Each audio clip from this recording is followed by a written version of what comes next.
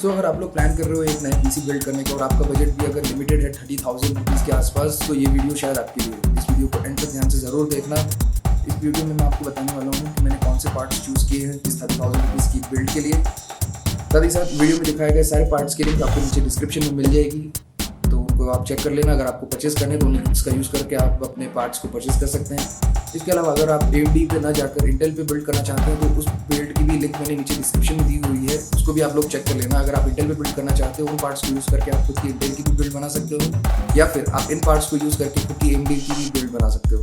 दोनों पीसीज के लिंक नीचे डिस्क्रिप्शन में है, तो प्लीज़ चेक कर लेना अगर आप लोगों को परचेस करना हो तो। सो अब देर न करते हुए वीडियो शुरू करते हैं।